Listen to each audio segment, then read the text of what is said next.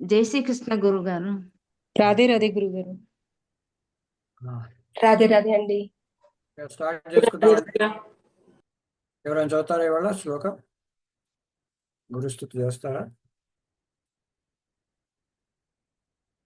సరస్వతి చదవండి.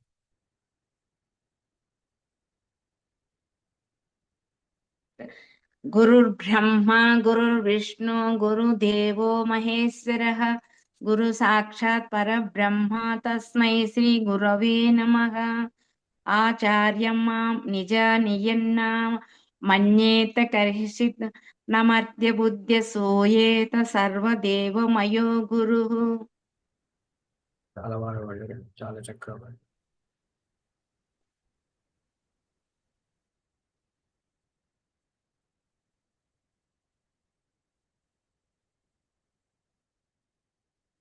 Okay, so ఇది 8వ అధ్యాయం మనం చూస్తున్నాము. నిన్నటి వరకు 11 శ్లోకాలు చూసాము.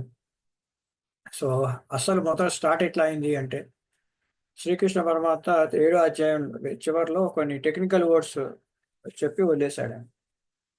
ఆ టెక్నికల్ వర్డ్స్ ఏంటి?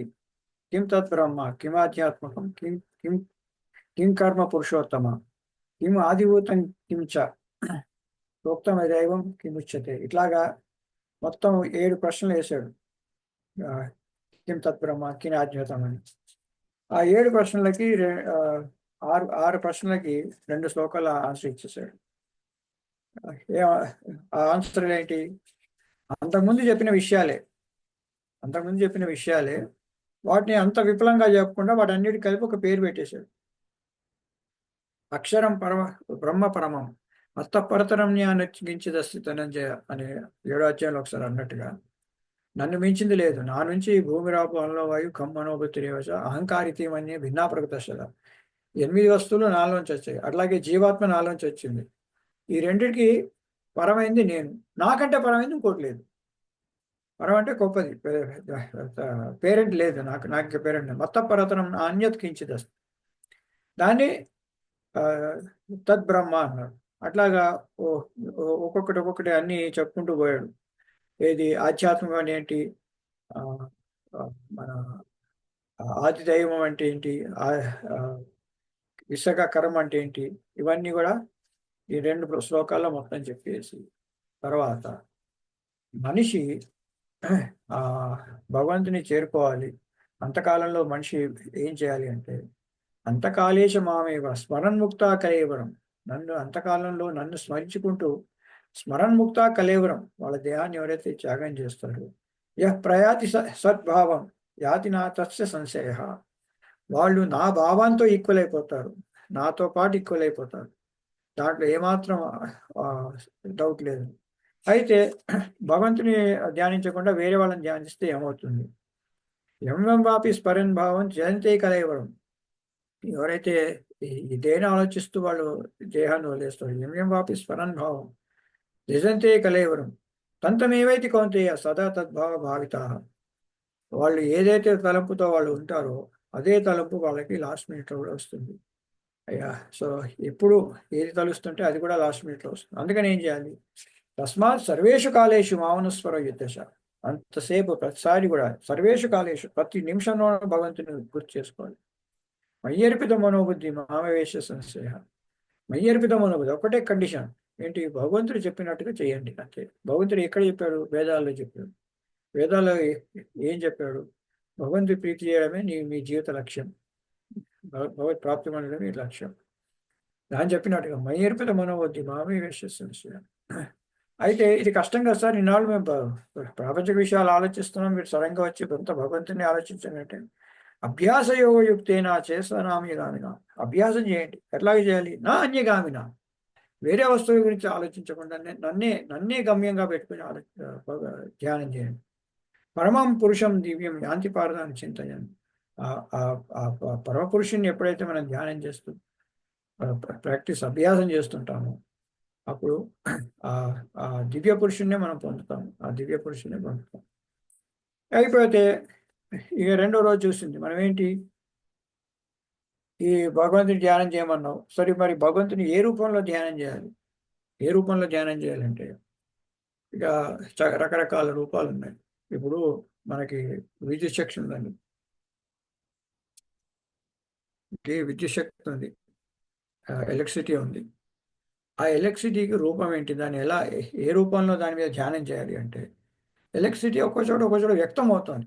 ఈ ఈ క- ఈ ఈ కంప్యూటర్ ఈ లైట్ ఉంది ఇక్కడ, ఆ లైట్కి ఆ ముందర లైట్ ఉంది, ఆ లైట్లో వ్యక్తం అవుతుంది. ఇంకో చోట వచ్చేసి ఈ కంప్యూటర్లో వ్యక్తం అవుతుంది, మన ఆ, ఈ సిపియుకి అంటుకొని. ఇంకో చోట ఫ్యాన్లో వ్యక్తం అవుతుంది. సో ఒక్కొక్కళ్ళు ఒక్కొక్క చోట వ్యక్తమయ్యే చోట ఆ, దాన్ని ఆ, చూస్తారు ఆ ఎలక్ట్రిసిటీని. అలాగా భగవంతుడు కూడా ఎక్కడో చోట వ్యక్తం అవుతుంటాడు. అయితే అది మనిషి రూపంలో కూడా అవతారం తీసుకుంటున్నాడు. భగవంతుడు మనిషి రూపంలో కూడా అవతారం తీసుకున్నాడు. మనలో ప్రాణంలాగా, జీవంలాగా, ఈ చైతన్యంలాగా అట్లా వ్యక్తం అవుతున్నాడు భగవంతుడు.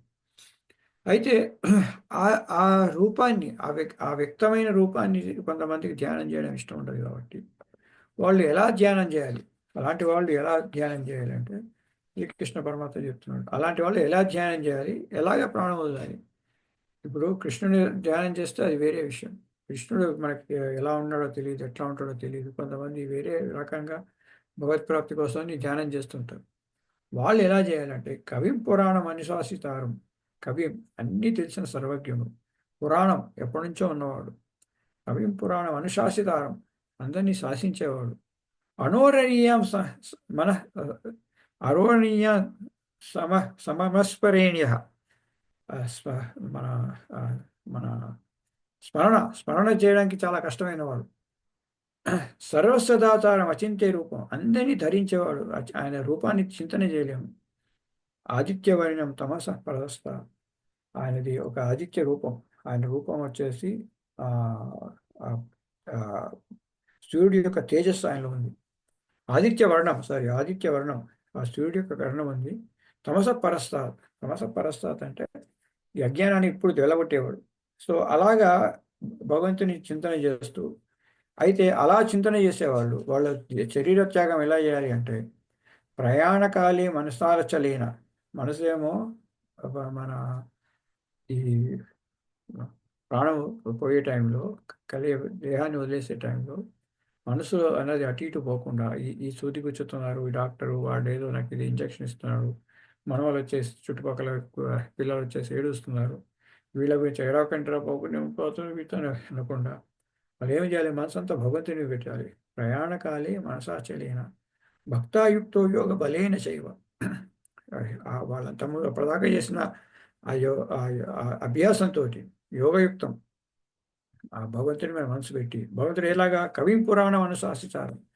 శ్రీకృష్ణులా కాదు, ఈ వేరే వేరే ఉన్నాయి. ఆ, ఆ, మన ఇది కవిడు పురాణం ఎప్పటి నుంచో ఉన్నవాడు, అనోరణీయం, సూక్ష్మాతి సూక్ష్మమైన వాడు, ఇలాంటి విషయాలు ధ్యానం చేస్తూ ఏం చేయాలి, భ్రువోర్ మధ్య ప్రాణం ఆవేశ సంయక్, ఈ కన్ను బొమ్మల మధ్యన, కనుబొమ్మల మధ్యన ఈ మన కాన్సన్ట్రేషన్ అంతా అక్కడ పెట్టి, సతం పరం పురుషముపైతి దివ్యం, అలా అలా కనుబొమ్మల మధ్యన కాన్సన్ట్రేట్ చేస్తూ ప్రాణాన్ని అక్కడ నిలిపి, ప్రాణాలు నింపడం కూడా యోగాభ్యాసం కూడా వాళ్ళకి ఫాలో అవుతుంది. హఠయోగం వాళ్ళకి తెలుస్తుంది.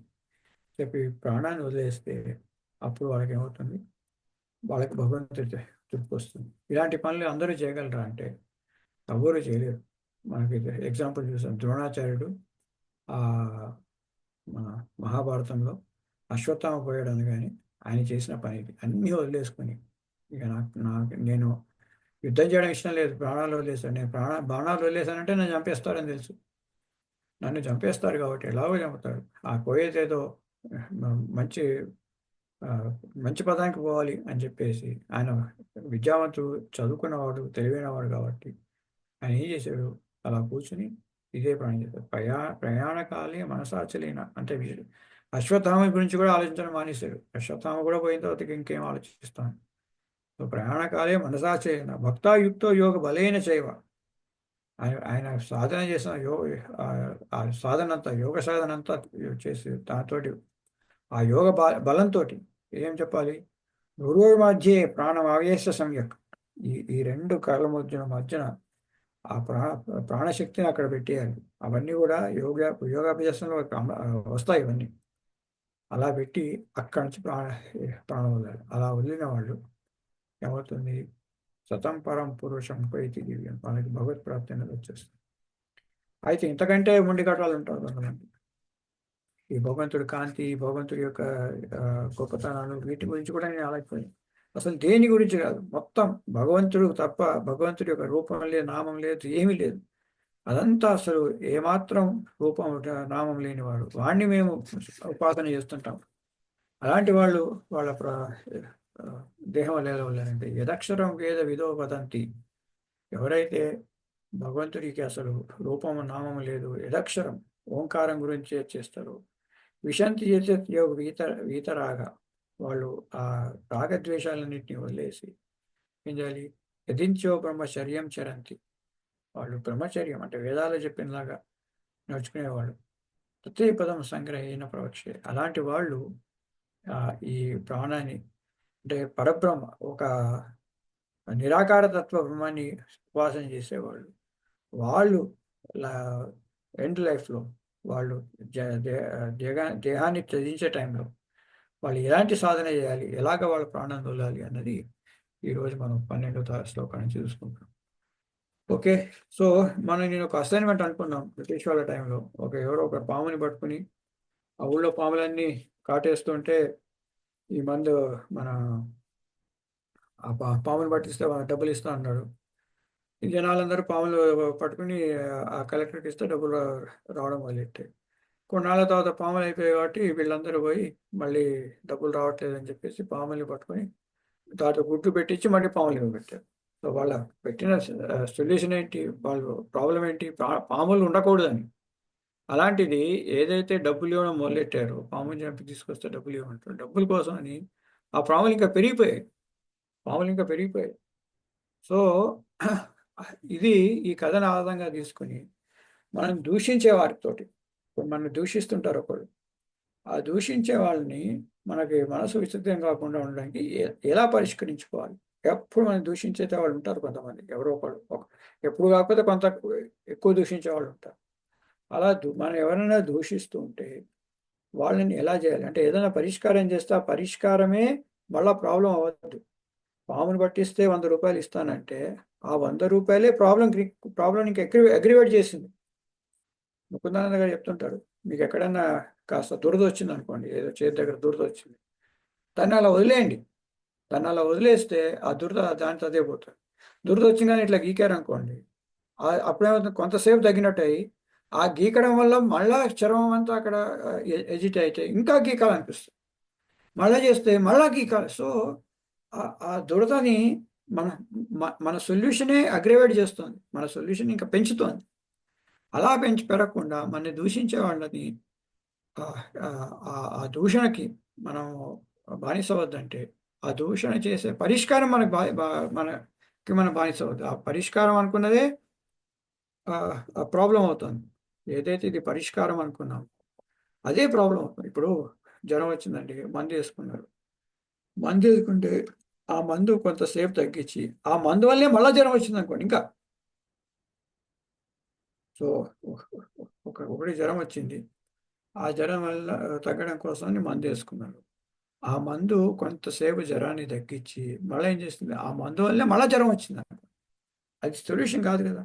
సో అట్లాగా మన దూషించే వాళ్ళ కోసం అని మనం ఏదైనా ఒక సొల్యూషన్ చేస్తే ఆ solution should not add more problems.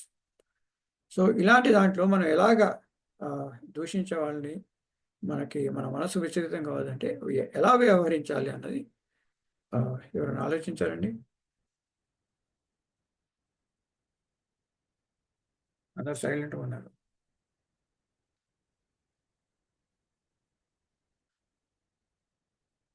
మనం దూషించే వాళ్ళతో ఎలాగ వ్యవహారం చేయాలి మనం? రాధే రాధే హరీష్ జీ. చెప్పండి.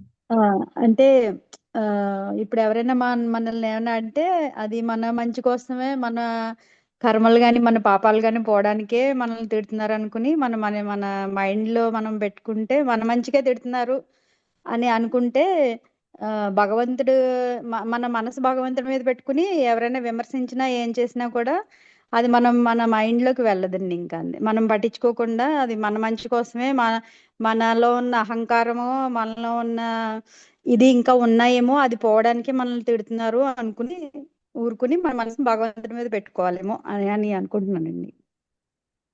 భయ్య ఎవరన్నా మనం దూషించే వాళ్ళను అవి కూడా అవి మనం దూషిస్తున్నారని కాకుండా మన అభివృద్ధికి ఉపయోగపడుతున్న సోపానాలుగా మనం మార్చుకుని దాన్ని ఇది అవ్వాలి.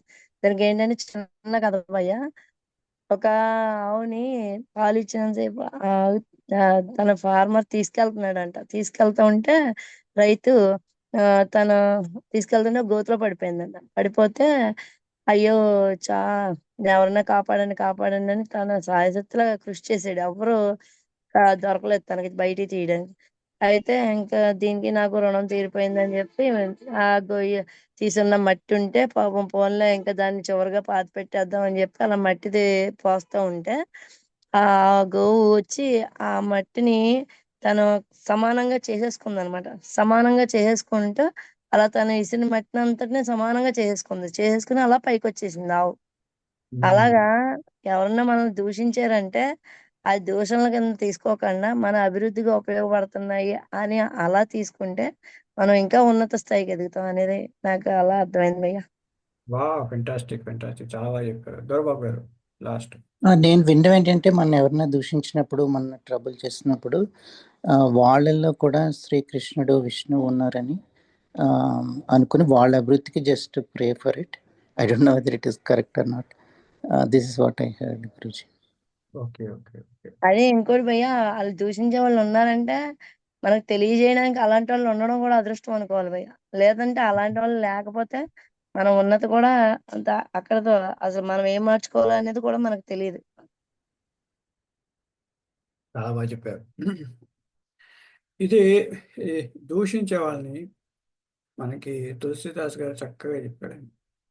నిందకి నీయే రాఖీ. ఎవరన్నా నిందన చేస్తుంటే వాళ్ళు ఏం చేయాలి? ఆంగని కుట్టించవాలి. చక్కగా ఇంటి దగ్గర తీసుకొచ్చి ఒక చెట్టు కింద కూర్చోబెట్టాలి. ఆంగన్ కుటీ చవాయ్, ఒక నీడలో కూర్చోబెట్టి చక్కగా కుర్చీ వేసి నీడలో కూర్చోబెట్టి వినుపాని సాబును బినా. వాళ్ళు ఏం చేస్తున్నారు? మిమ్మల్ని తిడుతూ ఉంటే వాళ్ళకి ఇంకా కూర్చోబెట్టి బొట్టు పెట్టి వాళ్ళు ఏం చేస్తారు? మీకు బిను సాబును బినా, నీళ్లు లేవు సబ్బు లేదు, ఆ రెండు లేకుండా ఏం చేస్తున్నారు? నిర్మల కరే శుభాయ్, మీ మనసుని వాళ్ళు నిర్మలం చేస్తున్నారు. మీకున్న పాపాలన్నింటినీ తీసేస్తున్నారు.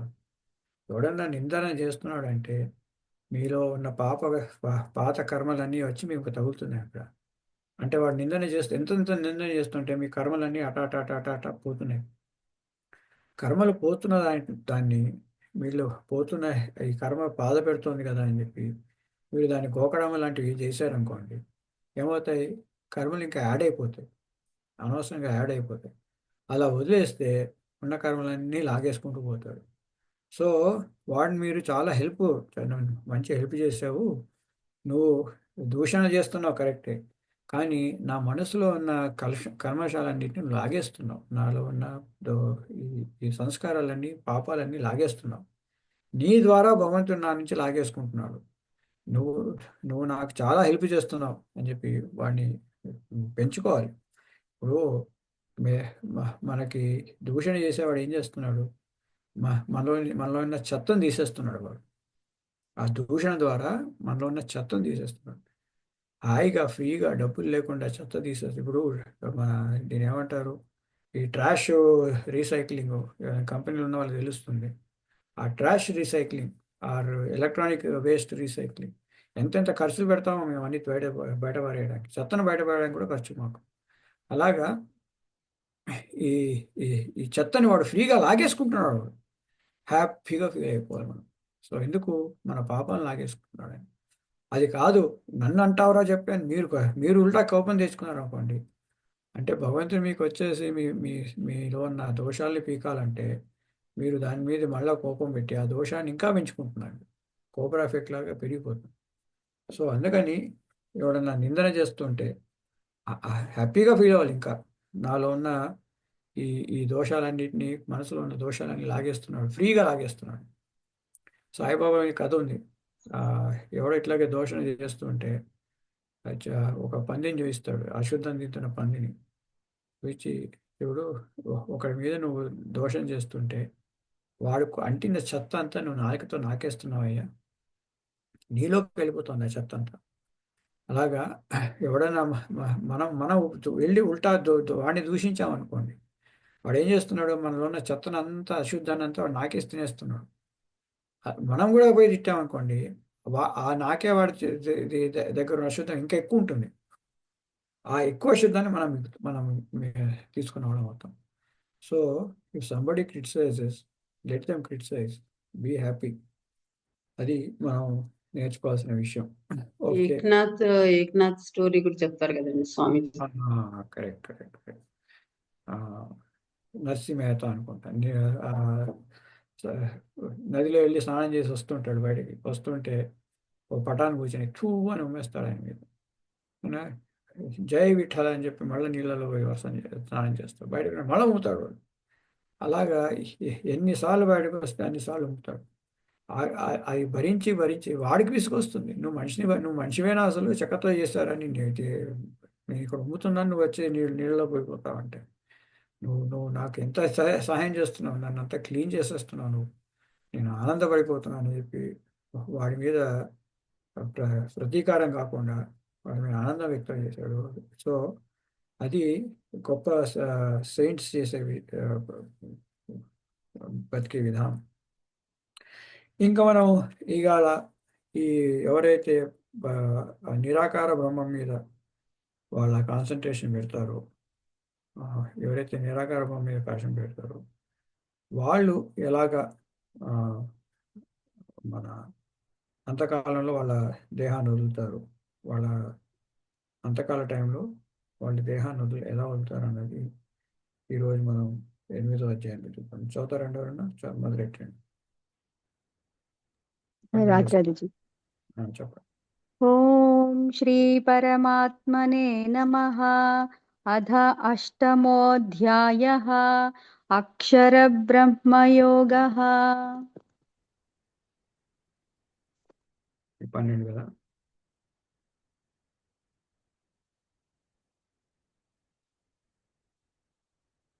సర్వద్వారాణి సంయమ్య మనోహృది నిరుధ్య చ మూర్ధ్యాధాయాత్మనః ప్రాణం ఆస్థితో యోగధారణా.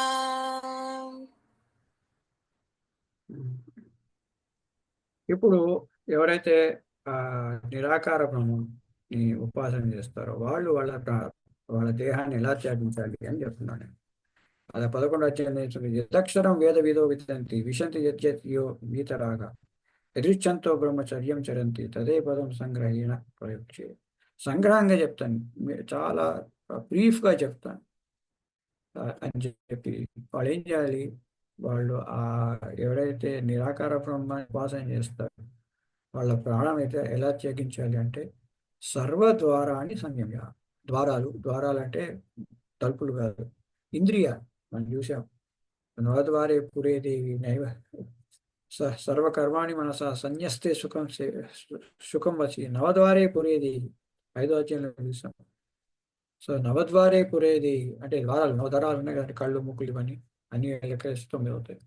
సర్వద్వారాన్ని సంయమ్య, ఈ ద్వారాలన్నింటినీ నియమించి ఏం చేయాలి, మనో హృదయ నిరుద్య, మనస్సుని హృదయం వైపు దగ్గర నిలపాలి. ఇది మనసు వచ్చేసి ఇక్కడ గుండెల వైపు దగ్గర, ఈ మనసు అంటే ఇక్కడ గుండె దగ్గర, గుండెకాయ దగ్గర నిలపాలి. ఎందుకు అంటే మన జీవాత్మ అక్కడ ఉంటుంది. మీరు ఏది లాంగ్వేజ్ తీసుకోండి, ఏదన్నా దేశం తీసుకోండి, ఏ ప్రాంతం అయినా తీసుకోండి, నేను అనగానే ఇలా చూస్తారు, గుండె వైపు చూసుకుంటాం నేను అని. అది తెలుగు రైట్ హ్యాండ్స్ వచ్చి గుండె వైపు చూస్తామని. ఇంగ్లీష్ వాడిని అడగండి, మన జపాన్ వాడిని అడగండి, చైనా వాడిని అడగండి, ఆస్ట్రేలియా వాడిని అడగండి, మై అనగానే వాళ్ళ భాషలో ఇలా చూపించుకుంటారు. ఎవడు ఇలా చూపించుకోడు మై అని, అయామని చూపించుకోడు, అయామని చూపించుకోడు, అయామని కడుపు చూపించుకోడు, అయామని చేతులు దించుకోడు, అయామని చేతులు దించుకోడు, అయ్యాను కానీ ఇలా మనసు దగ్గర తీస్తుంది. ఎందుకు అంటే జీవాత్మ అక్కడ ఉంటుంది, మనకు తెలియకుండానే అక్కడికి వెళ్ళిపోతుంది చెయ్యి. ఎందుకంటే జీవాత్మ మన మన నిజస్వరూపం అక్కడ ఉంది, అక్కడ నిజస్వరూపం అక్కడ ఉంది. ఏ లాంగ్వేజ్ అయినా సరే, వాళ్ళు హిందీ మే మై, మన ఇంగ్లీష్లో మీ, తెలుగులో నేను, ఇంకో భాషలో ఇంకో నాన్. సో అట్లాగా ఒక్కొక్క భాషలో ఏ భాష అయినా సరే వాళ్ళు నేను అనగానే వాళ్ళు తీసుకెళ్ళి హృదయం తీసుకెళ్తారు. ఎందుకంటే ప్రాణం అక్కడ ఉంటుంది, మన జీవాత్మ అక్కడ ఉంటుంది. సర్వద్వారాన్ని సంయమ్య, అన్ని ద్వారాన్ని సంయమించి మనసు వచ్చేసి కరెక్ట్గా జీవాత్మ మీద పెట్టాలి. మనం హృది నిరుద్యచ అంటే నిలపాలి, అక్కడ కాన్సన్ట్రేట్ చేయాలి, అక్కడ కాన్సన్ట్రేట్ చేయాలి. తర్వాత ఏం చేయాలి, అంతే చేయాలి.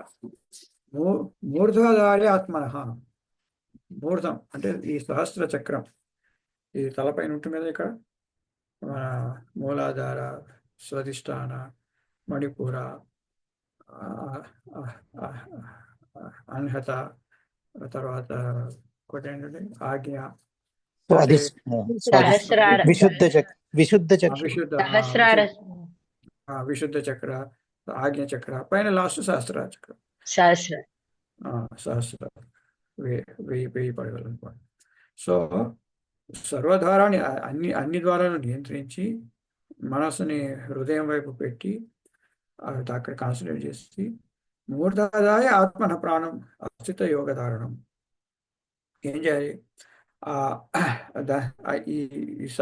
ఇక్కడ మన ఈ ప్రాణాన్ని వాళ్ళ యోగ శక్తిని వాళ్ళు చేస్తారు. ఇక్కడ కాన్సన్ట్రేట్ చేస్తూ ప్రాణాన్ని ఇక్కడ వరకు తీసుకొచ్చి పెట్టుకుంటారు. ఆదాయ అక్కడ స్థితపరిచి ఇది ఇక్కడ తీసుకొచ్చి అక్కడ ఆ ప్రాణవాయుని అక్కడ తీసుకొచ్చి ఈ యోగ సాధన ద్వారా దాన్ని అలా ఉంచాలి. అక్కడ ఉంచి ఏం చేయాలి, వదిలేయాలా, ఇంకా కావలేదు. సో సర్వ ద్వారాలన్నింటినీ మన ఇంద్రియాలన్నీ నియమించి మనసునేమో ఇదెప్పుడు ప్రాణం పోయే టైంలో, ఎప్పుడంటే అప్పుడు కాదు, ప్రాణం పోయే టైంలో. అంటే ఒకవైపు మీకు వెంటిలేటర్లు పెట్టి తర్వాత సలైన్ ఎక్కించుకుంటూ ఇక్కడేమో కొన్ని మీటర్లు పెట్టి ఆ ఈసీజీ చెక్ చేస్తున్న టైంలో ఆ వ్యక్తికి ఇవన్నీ చేయాలి. వాళ్ళు సర్వద్వారాన్ని సంయమం, అన్ని ఇంద్రియాలని, నా కాలు నొప్పుతోంది, కాలు బీకుతోంది, నడుము నొప్పి వేస్తుంది, ఆ ఇంద్రియాల వైపు వెళ్ళకూడదు. అన్నిటిని నియమించి అవన్నీ ఏం చేయాలి, ఈ హృదయం వైపు ఆ మనసును పెట్టాలి. తర్వాత ప్రాణవాయువులు, మన పీల్చే ప్రాణవాయువులు అన్నిటిని ఇక్కడ తీసుకొచ్చి స్థాపించాలి.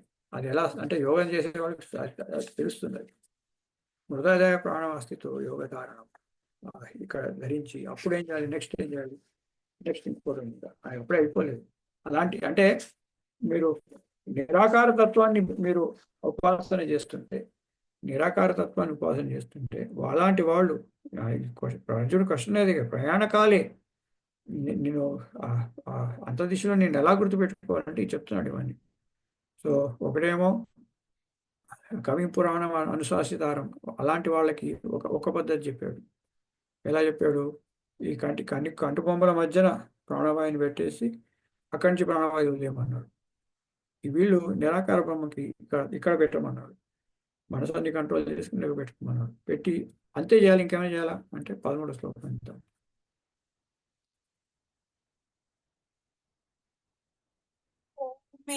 ఏకాక్షరం బ్రహ్మ వ్యాహరన్ మామనుస్మరన్ యప్రయాతి త్యజన్ దేహం సయాతి పరమాం గతిం. సో ఇవన్నీ ఇందాక మనం చెప్పాం, ఏవో కొన్ని కండిషన్స్ పెట్టారు. నవద్వారాలన్నింటినీ కంట్రోల్ చేయి, ఇవన్నీ కంట్రోల్ చేయి. సో అన్ని ద్వారాలు నియంత్రించమన్నాడు. తర్వాత మనసునేమో ఈ హృదయం వైపు ఎక్కడైతే జీవాత్మ ఉంటుందో అక్కడ పెట్టమన్నాడు. ఇంకేమన్నాడు, మన ఏకాగ్రతతోటి మన ఈ సహస్రాస్ దగ్గర ప్రాణవాయువులన్నీ పెట్టమన్నాడు. ఇవన్నీ పెట్టిన తర్వాత ఇప్పుడు ఏం చేయాలి, ఓం ఇది ఏకాక్షరం బ్రహ్మ. ఆ భగవంతుడికి ఆకారం ఏం లేదు కాబట్టి ఓం అనే శబ్దాన్ని వ్యాహరన్ ఉచ్చరించి మాం అనుస్మరణ అంటే నామము రూపము లేని ఆ భగవంతుని స్మరించి చేసుకుంటూ పోవాలి. ఎలాంటి స్మరిస్తున్నారంటే ఆ రూపాన్ని కాదు, నామం కాదు. ఇప్పుడు ఎలక్ట్రిసిటీ ఉంది, మన ఇంటర్నెట్ వేవ్స్ ఉన్నాయండి. మనం అందరం ఇప్పుడు ఇంటర్నెట్ మీద కూర్చొని ఉన్నాం. ఇంటర్నెట్ ఎలా ఉంది? అక్కడ ఉంది, అంతటా ఉంది. ఒక చోట అని కాదు, ఎక్కడ పోయినా మీకు ఇంటర్నెట్ ఉంటుంది. ఆ తరంగాలు ఎలా ఉంటాయి, ఆ ఇంటర్నెట్ ఎలా ఉంటుందో తెలియదు, మనకు కనబడదు. ఆ కనబడే తత్వాన్ని గురించి ఆలోచించవచ్చు మనం. ఆ తత్వం ఉన్న తత్వాన్ని ఆలోచించవచ్చు, లేని తత్వాన్ని కూడా ఆలోచించవచ్చు.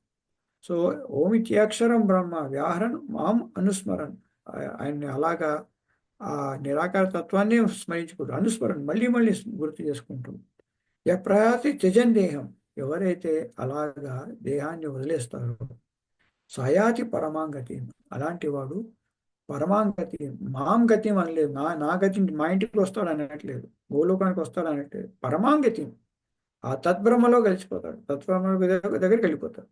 సో ఓమితి అక్షరం బ్రహ్మ వ్యాహరన్ మాం అనుస్మరన్ ప్రయాతి త్యజన్ దేహం సయాతి పరమాంగతి, అలాంటి వాడు నన్ను పొందుతాడు అనట్లేదు.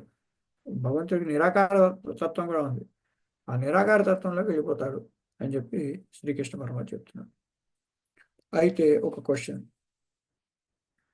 ఈ ప్రాణం వదిలేటప్పుడు ఇవన్నీ చేయగలమా? ఒక ఎగ్జాంపుల్ చూస్తే ద్రోణాచార్యుడు మన యుద్ధంలో అలాగే చేస్తూ ప్రాణం వదిలేసుకున్నాడు. అయితే వేరే వాళ్ళకి ఇది పాసిబుల్? ఇప్పుడిప్పుడే మనం దిగాము, ఇంత చేస్తే కానీ భగవంతుడు దొరకడు, ప్రాణవాయులన్నీ నిలపాలి, ఇంద్రియాలన్నీ కంట్రోల్ చేసుకోవాలి. మనం మెలకు ఉన్నప్పుడే అన్ని బాగున్నప్పుడే కంట్రోల్ చేయడం కష్టం. అలాగా ఆ కోమాలో ఉన్నప్పుడు, డెత్ పేజ్ మీద ఉన్నప్పుడు ఇంకా కష్టం భగవంతుడి మీద మనసు పోవడం, అలాగా ఈ రకంగా ఉండడం. అలాంటప్పుడు మరి మాకు వేరే దారి లేదా? ఇంకా వేరే what is other way out అంటే శ్రీకృష్ణ పరమాత్మ నువ్వు చాలా సింపుల్ విషయం చెప్తాను నేను, ఈ యొక్క సింపుల్ పద్ధతి ఫాలో అయ్యవు, ఇంత టెన్షన్ అక్కర్లేదు, ఈజీగా నువ్వు నన్ను చాలా ఈజీగా పొందగలవు. ఈజియెస్ట్ వే మొత్తం భగవద్గీతలో నన్ను ప్రాప్తి చేయడం ఇంతకంటే ఈజీ లేదని ఎక్కడా చెప్పలేదు. ఒకటే ఒక శ్లోకం ఉంది మొత్తం భగవద్గీతలో. ఇంత భగవద్గీతలో 700 అధ్యాయాలు నన్ను పొందడం కష్టం, నన్ను చేరుకోవడం కష్టం అని చెప్పిన వాడు ఈ ఒక్క దాంట్లో మాత్రం చాలా ఈజీగా నన్ను పొందేస్తావు, చాలా సులభంగా పొందుతావు అని చెప్పి శ్రీకృష్ణ చెప్తున్నాడు. ఇది అందరూ కూడా కంఠస్థం చేసుకోవచ్చండి, ఇది కంఠస్థం చేసుకోండి. అనన్యచేత సతతం యో మాం స్మరతి నిత్యశః తస్యాహం సులభః పార్థ నిత్యయుక్తస్య యోగినః. ఇది చాలా ఇంపార్టెంట్ అండి. ఎంతమంది మీరు దీంట్లో పార్టిసిపేట్ చేస్తే తప్పు లేదు. ఇది అందరు వేరే వాళ్ళు వినడానికి కూడా మీరు గుర్తుపెట్టుకోండి. అనన్య చేత సతతం వ్యోమా స్మరతి నిత్యస తస్యాహం సులభం పాడత. ఎంత సులభం అంటే ఇంత సింపుల్గా చెప్పాడు. ఇది మీరు దీన్ని చింతన చేసినా కొద్దీ అయ్యో ఇంత సింపుల్ పద్ధతిని మనం ఎందుకు వేస్ట్ చేసుకుంటాం అన్న ఫీలింగ్ వస్తుంది. దీని గురించి మళ్ళీ డిస్కస్ చేద్దాము. బట్ నేను చెప్పేది ఏంటంటే దీన్ని కంఠస్థం చేయండి. లక్ష్మి వస్తున్నది. రాధే రాధే ఎవ్రీవన్. అనన్యచేతాః సతతం యో మాం స్మరతి నిత్యశః తస్యాహం సులభః పార్థ నిత్యయుక్తస్య యోగినః. రాధే రాధే. అనన్యచేతాః సతతం యో మాం స్మరతి నిత్యశః తస్యాహం సులభః పార్థ నిత్యయుక్తస్య యోగినః. లక్ష్మి గారు. రాధే రాధే అండి. అనన్యచేత సతతయ్యో మాం స్మరతి నిత్యశః తస్యాహం సులభః పార్థ నిత్యయుక్తస్య యోగినః. లాస్ట్ నాగలక్ష్మి.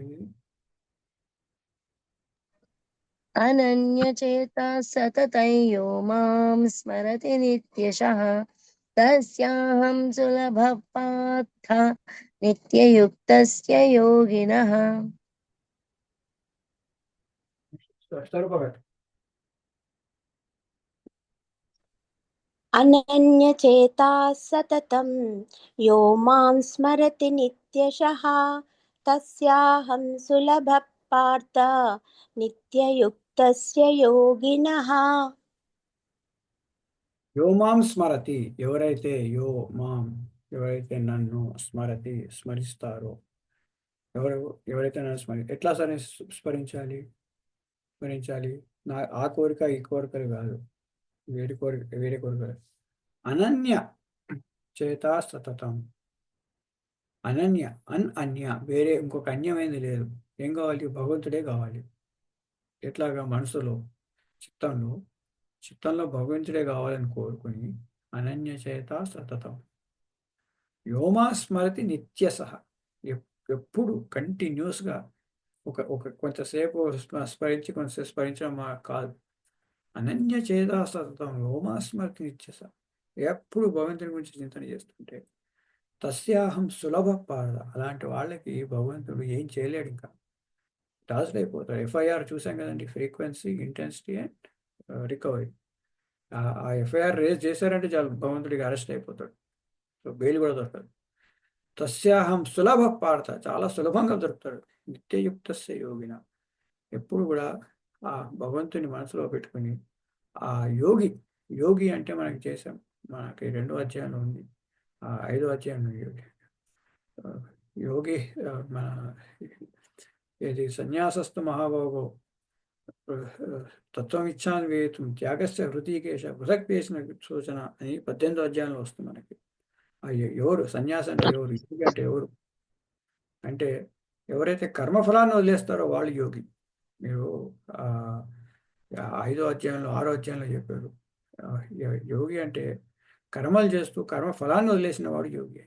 సో అలాంటి యోగి ఏం చేయాలి? అనన్య చేతా సత్తం, ఎప్పుడు కూడా మనసులో అనన్యంగా భగవంతుడే కావాలని చెప్పి భూమా స్మరతి, మనసులో స్మరించండి. ఇంకేమీ ఖర్చు లేదు. అయ్యో మీరు ఒక కొబ్బరికాయ కొడతానంటే డబ్బులు ఖర్చు, ఏదో ఆ గుడికి వస్తానంటే డబ్బులు, ట్రైన్ ఖర్చు, ట్రావెల్ ఖర్చు అన్నీ ఉంటాయి.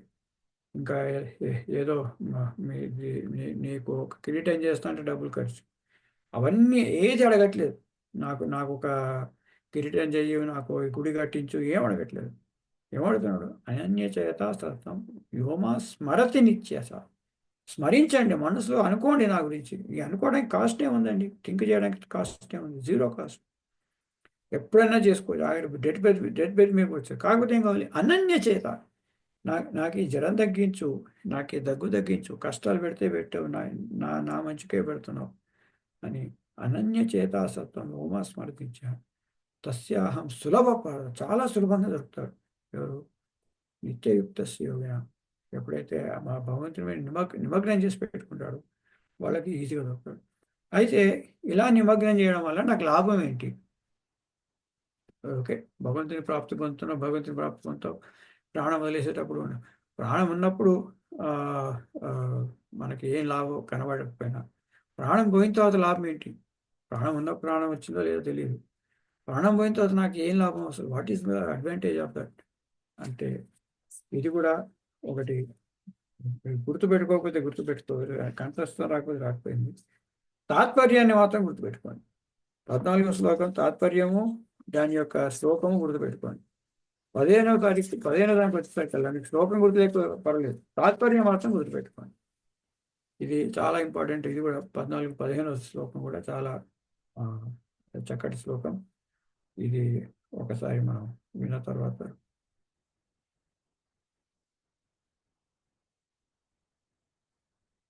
మాముపేత్య పునర్జన్మ దుఃఖాలయమశాశ్వతం నాప్నువంతి మహాత్మానః సంసిద్ధిం పరమాం గతాః. మాముపేత్య, నన్ను పొందిన తర్వాత, మాముపేత్య పునర్జన్మ దుఃఖాలయం అశాశ్వతం, నన్ను పొందిన తర్వాత మీకు మళ్ళీ జన్మ అంటూ ఉండదు. ఎక్కడ? ఈ దుఃఖాలయం అశాశ్వతం.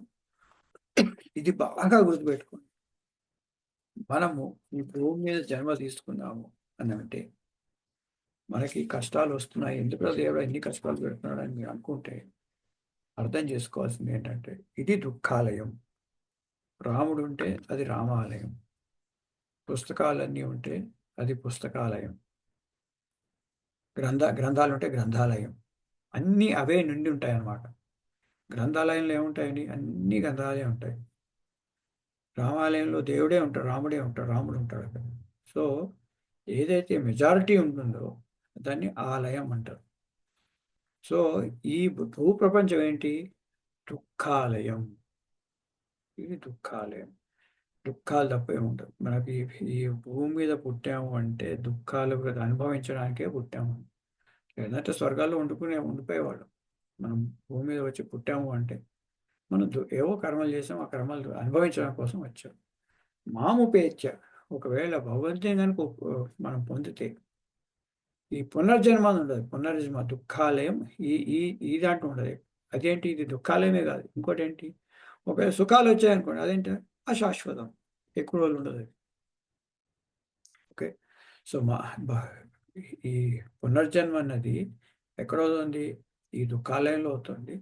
అశాశ్వతం. కొన్ని గ్రంథాలయాల్లో అన్ని గ్రంథాలయం ఉన్నట్టుగా, మెజారిటీ అన్ని పుస్తకాలు ఉన్నట్టుగా, అట్లాగే ఇక్కడ ఎక్కువ దుఃఖాలు ఉంటాయి కానీ ఏవో కొన్ని సుఖాలు వస్తాయి. అవేమంటాయి? అశాశ్వతం, తొందరగా వెళ్ళిపోతాయి, శాశ్వతంగా ఉండవాలి. సో అదే భగవంతుని పొందితే, మామోపేత్య, ఒకవేళ భగవంతుని పొందితే ఈ పునర్జన్మ దుఃఖాలయం అశాశ్వతం కాకుండా ఆప్నొంతి మహాత్మాన సంసిద్ధిం పరమాగతి. అలాంటి వాళ్ళు ఈ ఈ దుఃఖాలు అవన్నీ మళ్ళీ రాకుండా ఏమవుతుంది వాళ్ళకి? ఆత్మవంతి మహాత్మాన సంసిద్ధిం పరమాగతి, ఆ గొప్ప గతి, సంసిద్ధి అంటే పర్ఫెక్ట్గా వెళ్ళిపోయి కూర్చుంటారు, అక్కడ సంసిద్ధిలో అయి కూర్చుంటారు. సో భగవంతుని కనుక మనం అనన్య చేతాశాస్త్రం ఓమాస్మృతి నిత్య, భగవంతునే స్మరించుకుంటూ ఎప్పుడైతే నిత్యంగా ఉంటారు అప్పుడేమవుతుంది? మళ్ళీ మళ్ళీ మళ్ళీ నెక్స్ట్ జన్మ అయితే అవసరం రాదు. ఉపేక్ష పునర్జన్మ దుఃఖాలేమ శాశ్వతం. ఎలాంటి చోట్ల మళ్ళీ ఈ జన్మ తీసుకోవడానికి? ఈ దుఃఖాలు ఉన్న చోట, అశాశ్వతమైన ప్లేస్లో కాకుండా ఇప్పుడు మహాత్మ సంసిద్ధిం పరమాగతి, ఆ పరమగతి మత పరతరం నాణ్యత కించేస్తున్నాడు, ఆ తద్బ్రహ్మ దగ్గరికి వెళ్ళిపోతాడు, సంసిద్ధిం పరమాగతి. సో ఇది మన ఈ 4 అధ్యాయాల్లో మనిషి యొక్క ప్రాణాలు తెగించేటప్పుడు, ప్రాణాలను వదిలేసేటప్పుడు ఎలాంటి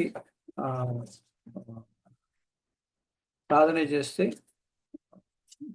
వాళ్ళకి ఈ రిజల్ట్స్ వస్తాయని చెప్పాడు. ఓకే.